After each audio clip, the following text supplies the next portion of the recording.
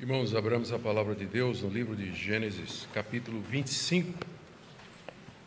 Leiamos do verso 19 até o verso 26.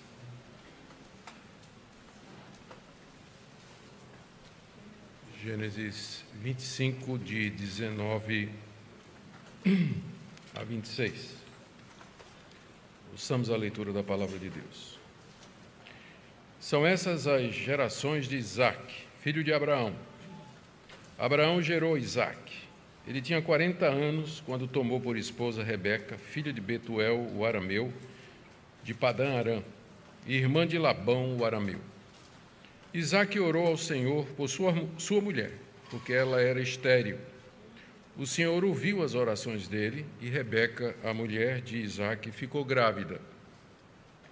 Os filhos lutavam no ventre dela. Então ela disse: "Por que isso está acontecendo comigo?" E ela foi consultar o Senhor. E o Senhor lhe respondeu: "Duas nações estão no seu ventre. Dois povos nascidos de você se dividirão. Um povo será mais forte do que o outro, e o mais velho servirá ao mais moço." Cumpridos os dias para que desse à luz, eis que havia gêmeos no seu ventre. Nasceu o primeiro, ruivo, todo revestido de pelo. Por isso deram-lhe o nome de Esaú. Depois nasceu o irmão.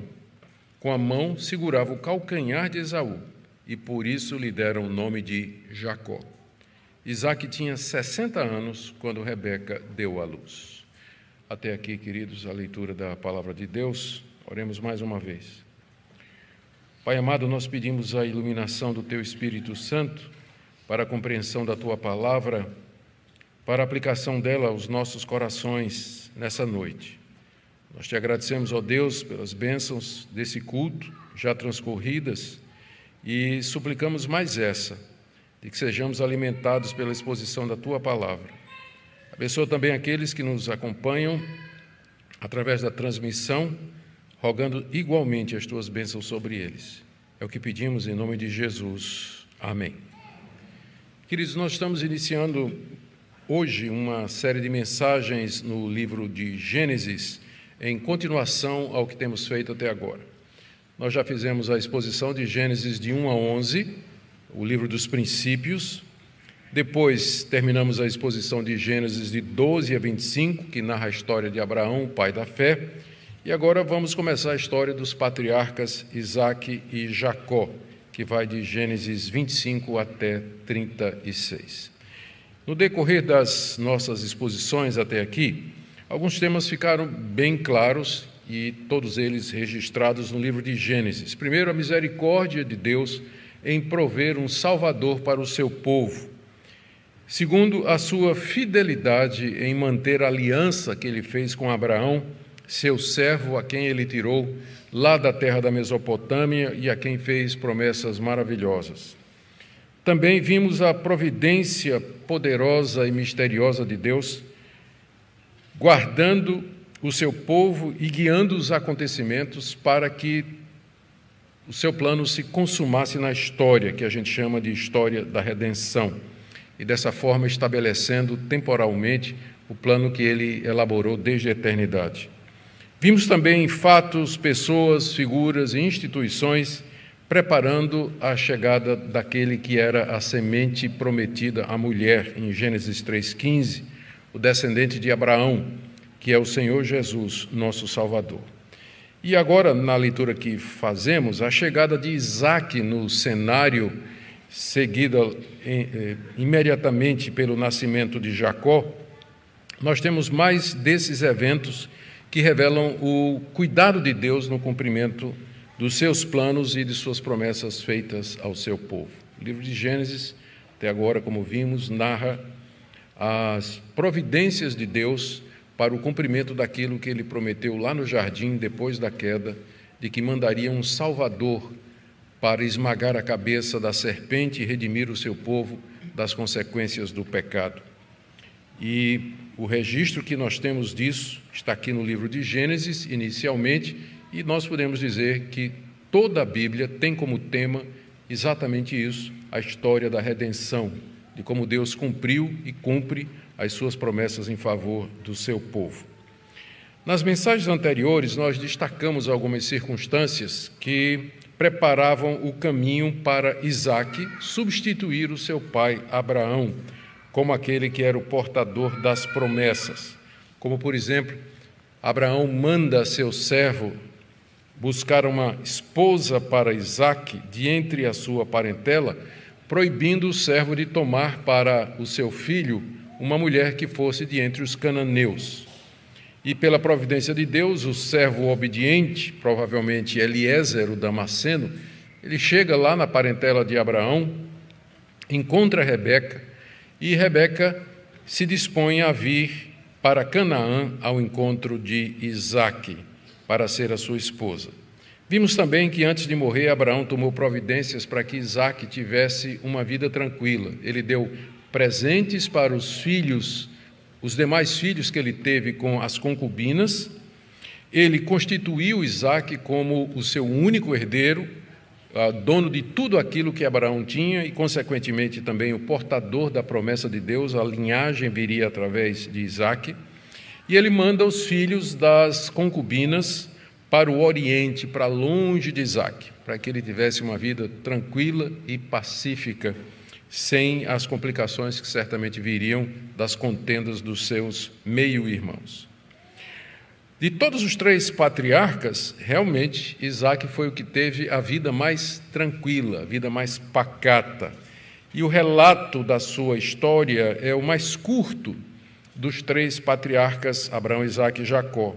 E acontece tendo no pano de fundo a vida de Jacó e o conflito com seu irmão Esaú, pela primogenitura e pelo direito de ser o herdeiro e o continuador da promessa. Hoje nós vamos ver 3 episódios narrados aqui por Moisés, no texto que nós acabamos de ler e que abrem a história da vida de Isaque. Primeiro, Isaque toma Rebeca como esposa, do verso 19 a 20. Segundo, ela engravida, do verso 21 até o verso 23, e depois os gêmeos vêm à luz, do verso 24 até o verso 26. Depois vamos fazer algumas aplicações para nosso coração. Siga aí na Bíblia a exposição, nós iremos fazer verso a verso, como é o nosso costume. Em primeiro lugar, Isaque toma Rebeca como esposa. Já no capítulo anterior, nós tínhamos visto como ela veio a Canaã para ser a sua mulher. E agora, a consumação, do verso 19 até o 20. Nós lemos aqui que, no verso 19, são estas as gerações de Isaque. Essa expressão, são estas as gerações, aparece várias vezes no livro de Gênesis, toda vez que um novo cenário, um evento importante vai começar. E ele marca o início da vida de Isaque e da vida de Jacó, que vai ser o seu herdeiro. Moisés, então, vai relatar a história de Isaque e sua família. São estas as gerações de Isaque. Isaque, que era o filho prometido de Abraão. Abraão gerou Isaque. É dito aí no verso 20 que ele tinha 40 anos quando se casou com Rebeca. Portanto, não percam a esperança. 40 anos, ele casa com essa mulher maravilhosa. Era uma moça bonita, era uma moça crente, era da parentela dele, na verdade era sua prima. Ela era filha de Betuel, o único irmão vivo de Abraão, e era lá de Padã Arã, cidade que ficava ao noroeste da Mesopotâmia, onde Abraão morou durante um tempo, e de onde eles têm o nome de arameus, que eram os moradores daquela região. É dito aqui por Moisés, no final do verso 20, que Rebeca tinha um irmão que nós já conhecemos dos capítulos anteriores, chamado Labão. Ele só é mencionado aqui por conta do papel que ele vai ter na história de Jacó, nos capítulos seguintes, senão seria um detalhe insignificante. Mas aqui Moisés já está preparando o cenário para toda aquela confusão que vai acontecer entre Jacó e o seu futuro sogro, né, que é Labão. Muito bem. Apesar de ser a esposa ideal para o patriarca Isaque, ela foi escolhida sob oração, a providência de Deus guiou todas as coisas, entretanto, ela era estéril. Ela era estéril. A vida dela e o encontro dela com Isaque foi marcado por oração e pela providência de Deus. Mas como acontece em tudo na vida, nada é exatamente perfeito. Então, Rebeca veio com um defeito de fábrica, não é? Apesar de ser tudo o que ela era, ela não podia ter filhos. Ela não podia ter filhos, como diz aí o verso 21. Isaque orou ao Senhor por sua mulher, porque ela era estéril. A semelhança de Sara, a matriarca, que veio antes dela e que ela não conheceu, porque Sara morreu 3 anos antes dela casar com Isaque. Ela não conheceu, mas certamente conhecia ou tomou conhecimento da história de Sara.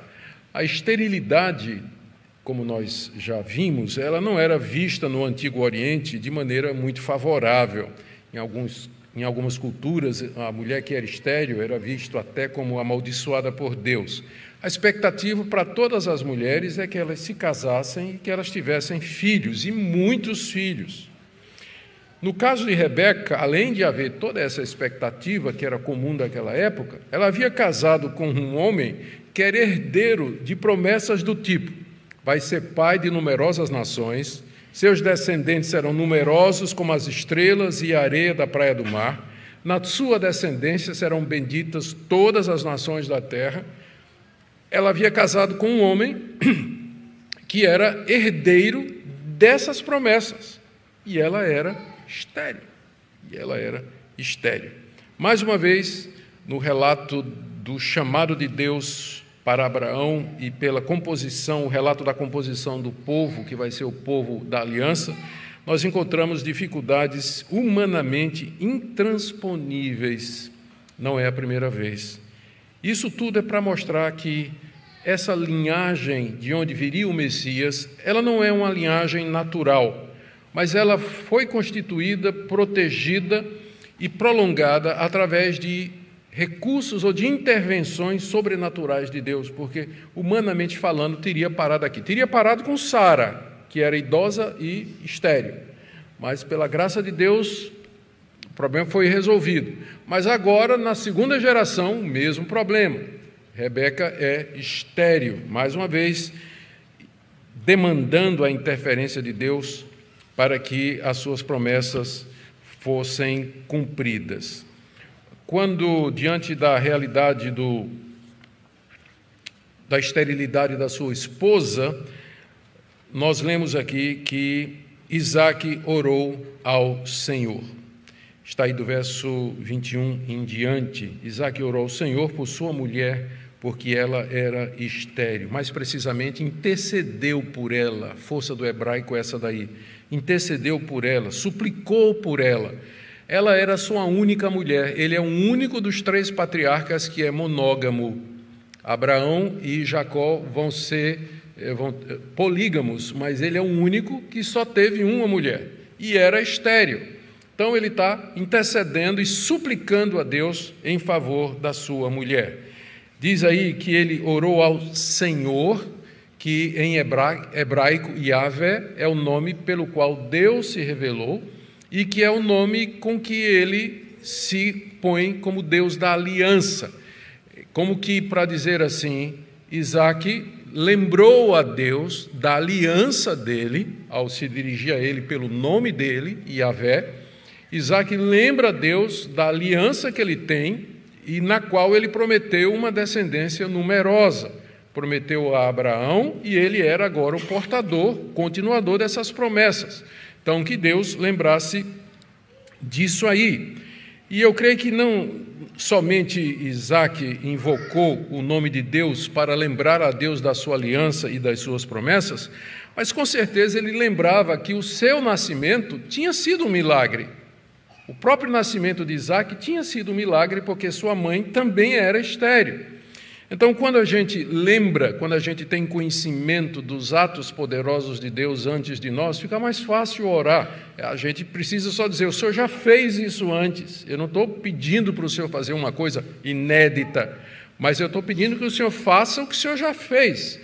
A minha mãe era estéril e o Senhor fez com que eu nascesse. Então, o Senhor pode fazer a mesma coisa pela minha esposa, que também é estéril. Além disso, tu és Yahvé, o Deus da promessa, o Deus da aliança. Como é que tuas promessas vão cumprir-se se a minha esposa continua estéril? As melhores orações são aquelas em que a gente consegue argumentar com Deus, onde a gente chega diante de Deus e a gente tem argumento bom.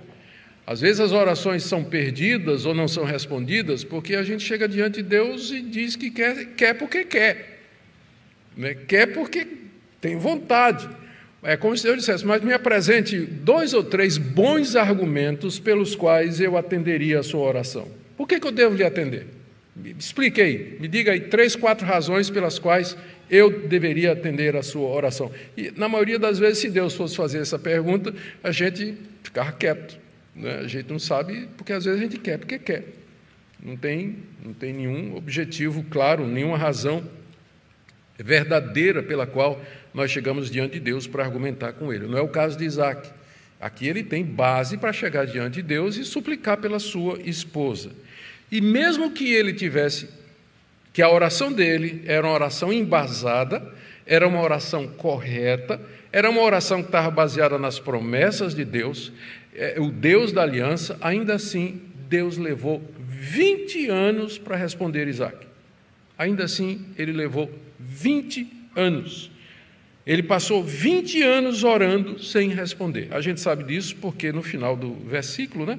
No final da passagem, está dito aí: Isaac tinha 60 anos quando Rebeca deu à luz. Está dizendo no verso 20 que ele tinha 40 anos quando a tomou por esposa, e no verso 26 tinha 60 anos, fazendo as contas, 20 anos de oração, de intercessão diante de Deus, para que Deus cumprisse a sua promessa, para que Deus tornasse a sua palavra verdadeira. Ele não desistiu durante esses 20 anos, e ele não desanimou, e o que mais importante, ele não tentou dar um jeitinho como o pai dele, que tinha passado pela mesma experiência, deu. Quando Abraão e a sua esposa Sara estavam passando por uma situação semelhante, esterilidade de Sara, o tempo estava passando, Deus tinha feito a promessa, nada se cumpria. Abraão, então, num momento de vacilação de fé, junto com a sua esposa, que deu a ideia, tentou fazer um arrumadinho, não é? Dar um jeitinho para que a promessa se cumprisse através de meios carnais. É quando entra Agar, a serva egípcia, em cena, que não era o que Deus havia prometido, nem era o que Deus tinha dito. Mas Isaac aprendeu a lição com a experiência do seu pai. E aqui, 20 anos em oração, ele não apelou para recurso semelhante ou qualquer outra estratégia e não desanimou, mas ele, pela fé, perseverou em buscar aquilo que era a coisa certa. E, finalmente, no tempo de Deus, no momento de Deus, que nem sempre é o nosso, a gente quer para ontem, não é? A gente quer para ontem. Deus ouve a oração e Rebeca fica grávida. Diz aí, final do verso 21, o Senhor ouviu as orações dele, ouvir no sentido de ouvir favoravelmente, ouvir e atender, ouvir e dar a resposta positiva. O Senhor ouviu as orações dele, no plural, porque não foi só uma não, foram muitas. E Rebeca, a mulher de Isaac, ficou grávida. Essa gravidez não é uma concepção miraculosa como aquela do nosso Senhor Jesus Cristo, que foi gerado no ventre da Virgem Maria pelo poder do Espírito Santo, sem a participação de José. Mas foi uma concepção natural. Deus abençoou o relacionamento conjugal de Isaac e de Rebeca, de forma que ela ficou grávida como as mulheres ficam grávidas. E aí você vê como Deus responde orações, ele não deixa de usar os meios naturais, e as causas que ele estabeleceu para os determinados efeitos que nós procuramos. A gente ora e nem sempre a resposta vem de forma miraculosa. O milagre consiste em Deus fazer com que as leis que ele estabeleceu funcionem normalmente, que é o caso aqui. Ela, então, engravidou do seu marido. O verso 22 introduz um cenário que é característico daquilo que nós vamos encontrar no livro de Gênesis. A vida dos patriarcas, dos 3 patriarcas mais importantes, que são Abraão, Isaque e José, são introduzidas por revelações e visões. Deus aparece lá a Abraão em Ur dos Caldeus e faz aquele chamado extraordinário. Aqui, a vida de Jacó é precedida por essa revelação que nós vamos ter aqui, que foi dada a Isaque através da sua esposa Rebeca. E todo mundo sabe que a história de José começa quando ele tem sonhos, onde ele aparece como alguém diante de quem seus irmãos e seus próprios pais se ajoelham. Então, dos 3 grandes patriarcas do livro de Gênesis, Abraão, Jacó e José, a história deles é prefaciada por uma revelação divina, mostrando que Deus está no controle.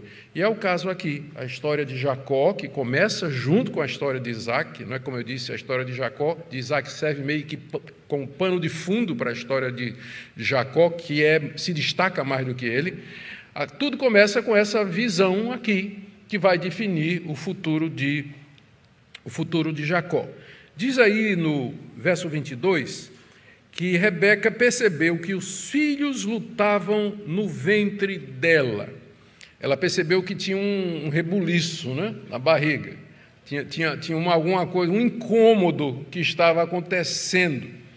A essa altura, eles não tinham como detectar, como nós hoje sabemos, os detalhes da gravidez, não é? Mas ela deve ter sentido que não era, a coisa não parecia normal, embora fosse a primeira gravidez dela. Tanto é que ela faz essa pergunta aí no verso 22. Os filhos lutavam no ventre dela. Essa declaração é de Moisés pós-facto, né?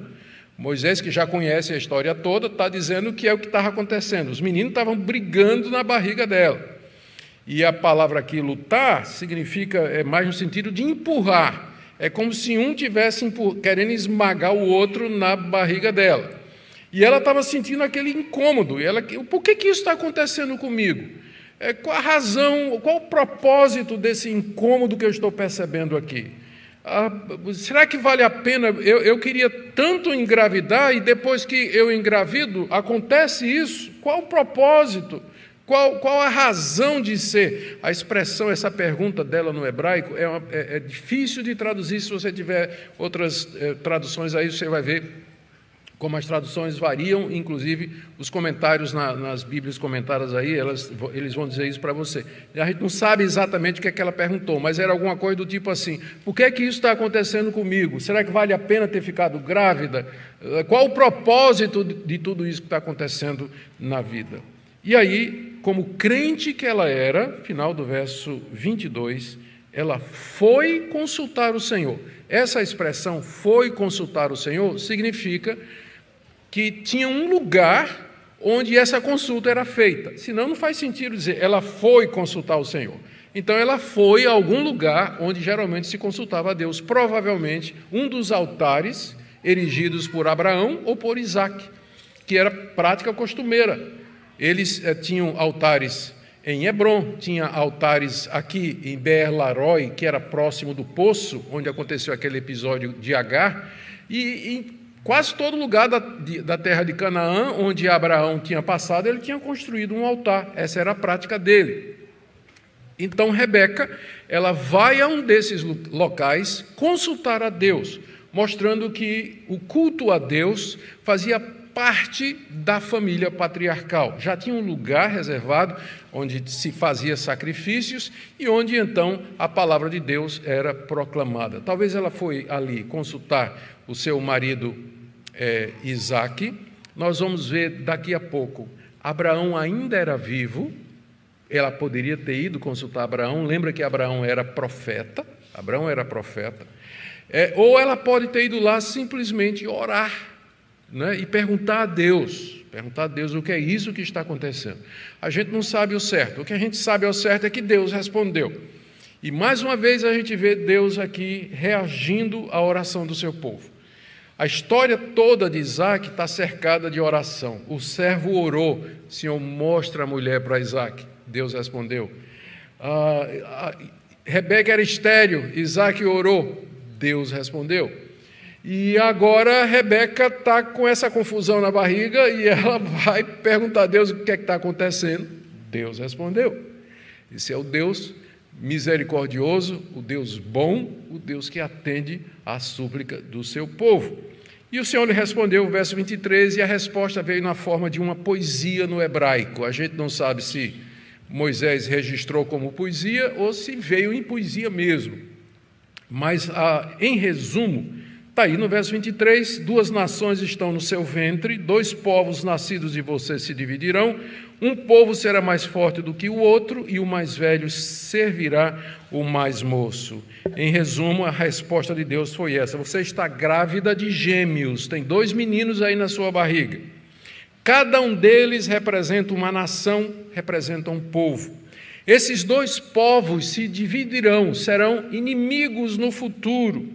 Um deles vai ser mais forte do que o outro, e o seu filho mais velho vai ser servo do filho mais moço, ou o mais moço vai dominar sobre o mais velho. Essa foi a resposta que Deus deu a Rebeca. Aquilo que ela estava sentindo ali era só o começo de uma tensão, de uma luta que haveria de durar séculos, que era a luta entre os edomitas, descendentes de Esaú, e os israelitas, descendentes de Jacó.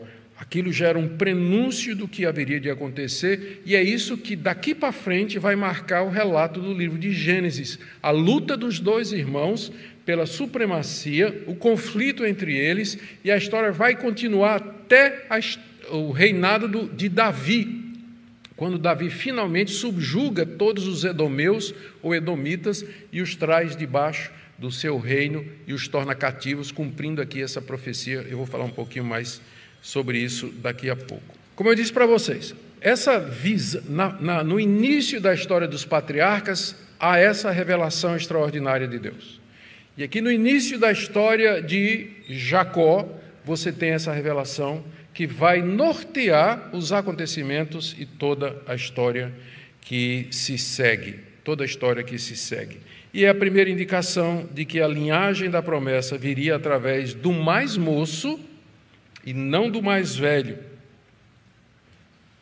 O que nós vamos ler depois é como Jacó se torna o legítimo herdeiro de Abraão e de Isaque, não sendo o primogênito. Por último, então, o nosso texto fala aqui do verso 24 até o verso 26, o nascimento dos gêmeos.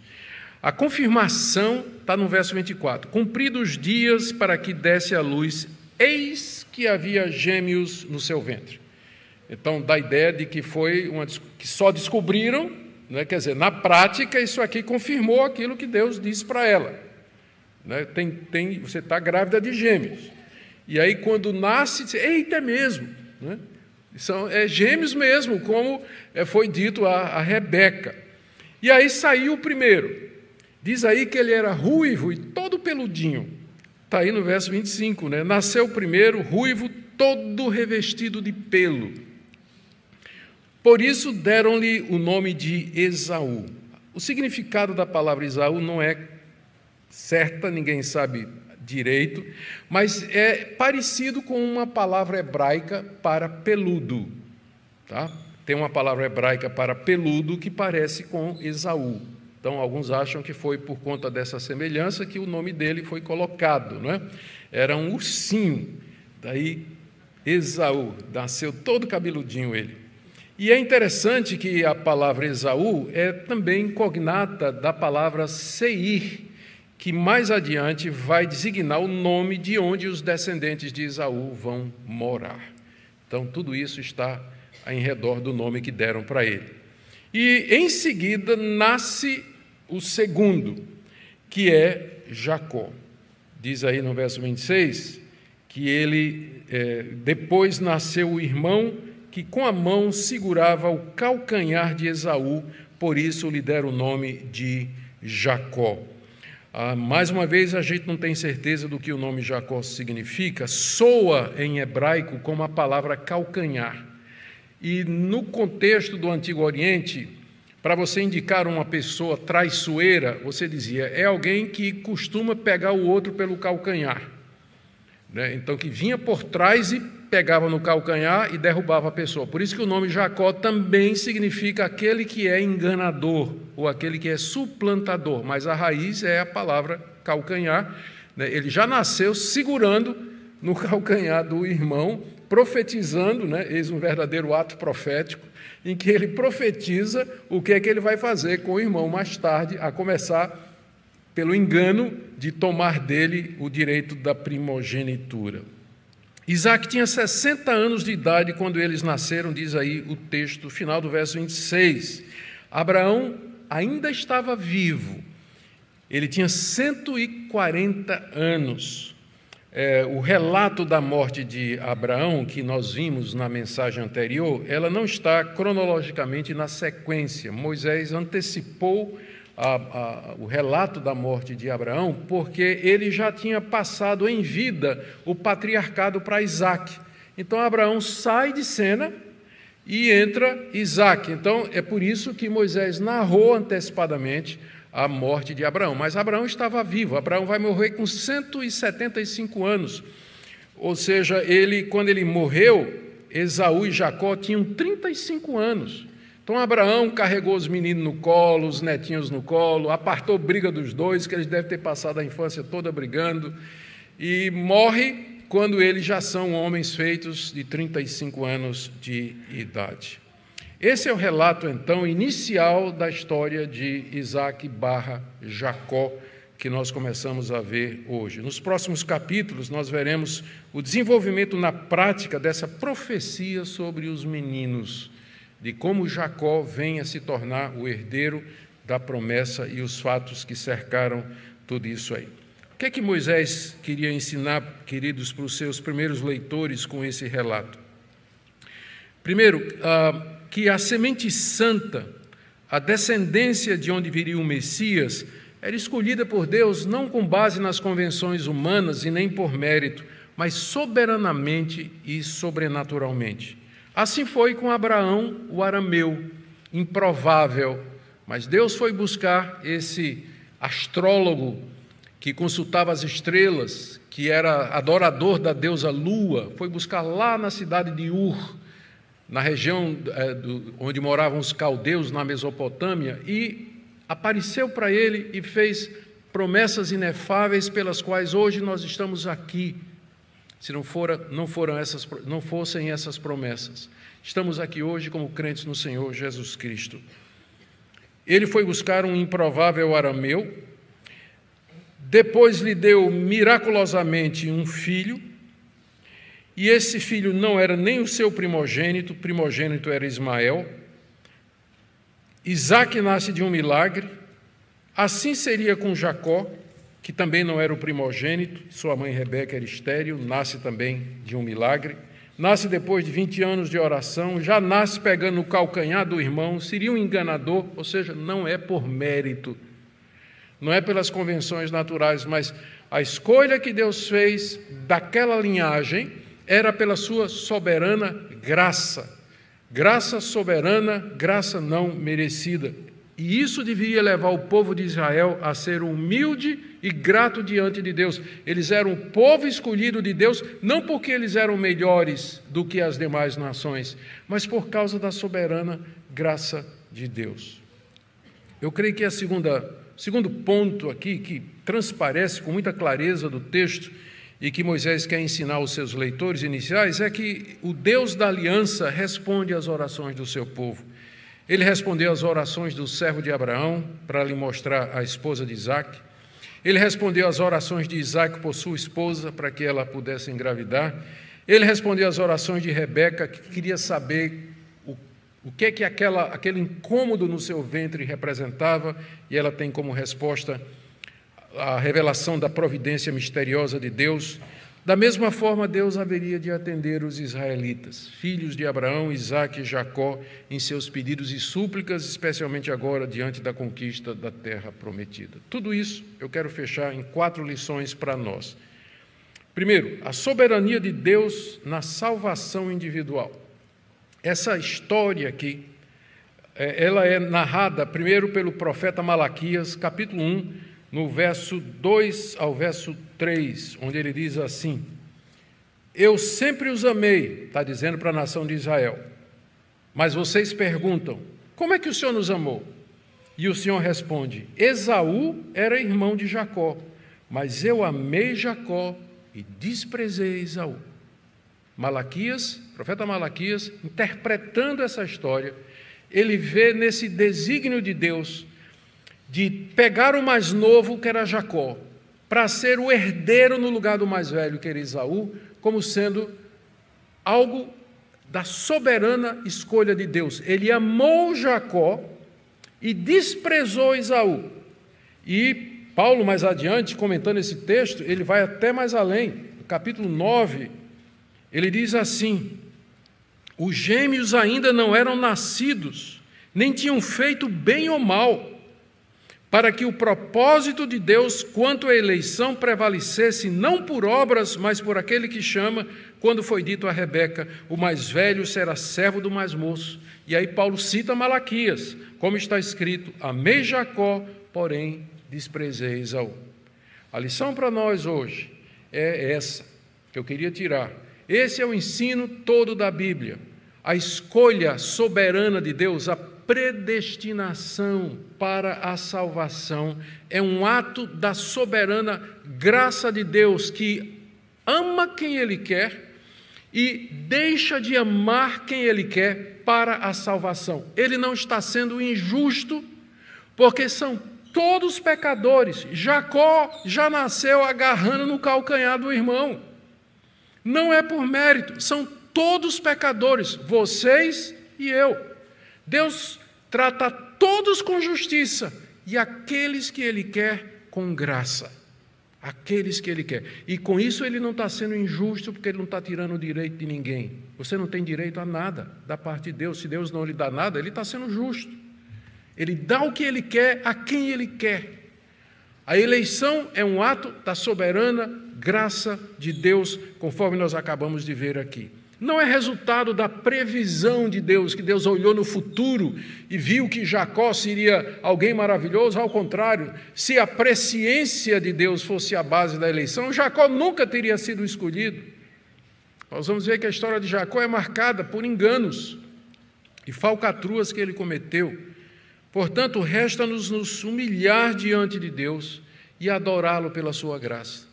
Dizer, Deus, eu não sei porque é que o Senhor me amou, não sei porque é que o Senhor me escolheu, não sei porque é que o Senhor se revelou a mim, mas aqui estou eu, quero viver para o teu agrado, quero viver para a tua glória, para a tua graça, por tão grande misericórdia que o Senhor poderia ter deixado que eu fosse para o inferno, e com justiça, mas o Senhor teve compaixão de mim, abriu os meus olhos, mandou seu filho morrer por mim na cruz do Calvário. Essa é a primeira lição que eu queria tirar para nós. A segunda é sobre a oração. Perceba que nessa passagem, onde tão claramente a soberania de Deus é mostrada, a oração igualmente é mostrada como eficaz. Às vezes as pessoas perguntam assim, mas orar por quê se Deus já predestinou? Orar por quê se Deus já decretou as duas coisas? Aqui na mesma passagem, você encontra as duas coisas. A soberania de Deus em escolher Jacó e não escolher Esaú, e ao mesmo tempo um Deus respondendo orações do seu povo. Então não existe conflito entre a soberania de Deus e as nossas orações.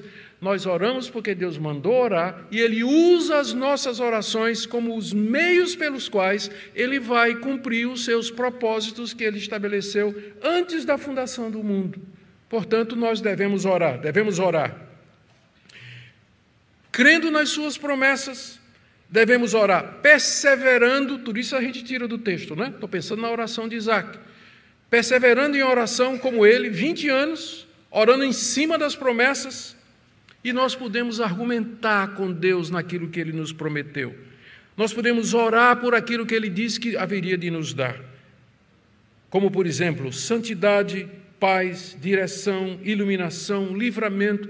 São todas promessas que Deus faz ao seu povo. Ponha a sua mão nessas promessas e diga: Deus, eu estou pedindo ao Senhor que o Senhor cumpra aquilo que o Senhor prometeu. Agora, se você está pedindo a Deus coisas que Ele nunca prometeu, não há nenhuma garantia de que Deus vai lhe dar. Ele pode até fazer, se não for contra o seu caráter santo. Mas se não é prometido, do tipo assim, ficar rico. Deus, eu quero ficar rico, eu quero prosperar. Deus nunca prometeu que os seus filhos seriam todos prósperos e ricos, apesar de ter uma teologia muito forte no meio evangélico que equivocadamente ensine isso aos incautos, de que vão para as igrejas achando que Deus, se eles fizerem alguma coisa ou crerem o suficiente, Deus então vai dar para eles todas as bênçãos materiais disponíveis aqui nesse mundo. Deus nunca prometeu isso. Pode ser que Ele lhe dê. Se você conseguir responder aquela pergunta, tá, me diga por que eu devo fazer você rico. Se você apresentar a Deus 3, 4 boas razões pelas quais Deus deveria fazer você enricar, então, de repente, pode até ser que Ele responda, não é? Pode até ser. Sugestão, comece logo dizendo: Senhor, quanto mais eu ganhar, maior o dízimo. Comece com esse argumento. Quem sabe você consegue convencer Deus disso aí. Mas, queridos, é essa a lição daqui. Em cima da promessa, Isaac orou.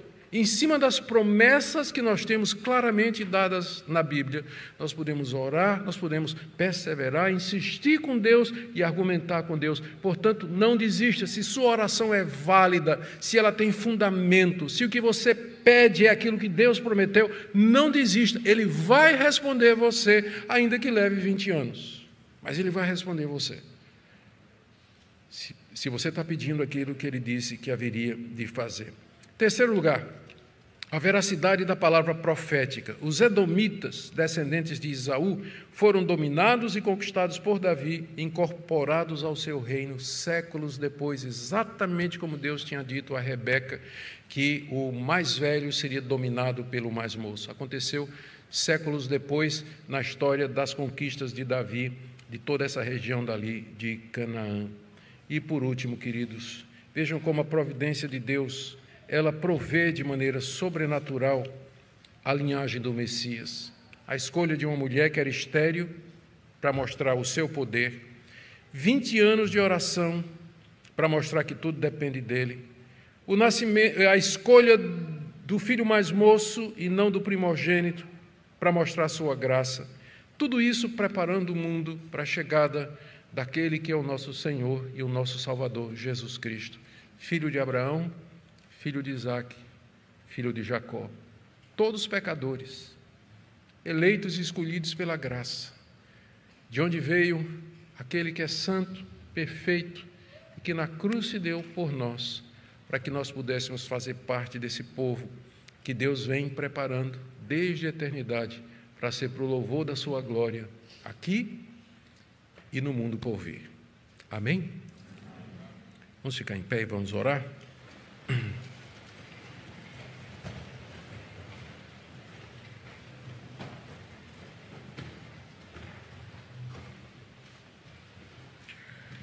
Obrigado pela Tua palavra, Senhor, tão rica, que fala ao nosso coração, tão cheia de lições preciosas. Obrigado pela Tua fidelidade, pela Tua providência. Te damos graças pela Tua soberana eleição, pela Tua compaixão. Oramos por aqueles que estão diante de Ti, suplicando por aquilo que prometestes, que o Senhor atenda, Senhor, porque o Senhor é fiel. Tudo aquilo que o Senhor prometeu, o Senhor vai dar. Atende, pois. Nós oramos, ó Deus, para que não desfaleçam e não desanimem de orar. Oramos também, Senhor Deus, por aqueles que aqui se encontram e que ainda não creem no Senhor Jesus Cristo, ou que vacilam na sua dedicação. Nós oramos que o Senhor fale aos seus corações, para que nós tenhamos aqui, Senhor, nessa igreja, um povo para o louvor da Tua glória, que Te conhece, que Te ama e que está disposto a viver inteiramente para o Teu agrado. Oramos, ó Deus, pelos nossos filhos, que o Senhor os mantenha na aliança, que o Senhor os mantenha dentro da família da fé. Oramos por aqueles que estão desviados, que o Senhor possa trazê-los de volta ao redil. Ouve a nossa oração. Pedimos em nome de Jesus. Amém.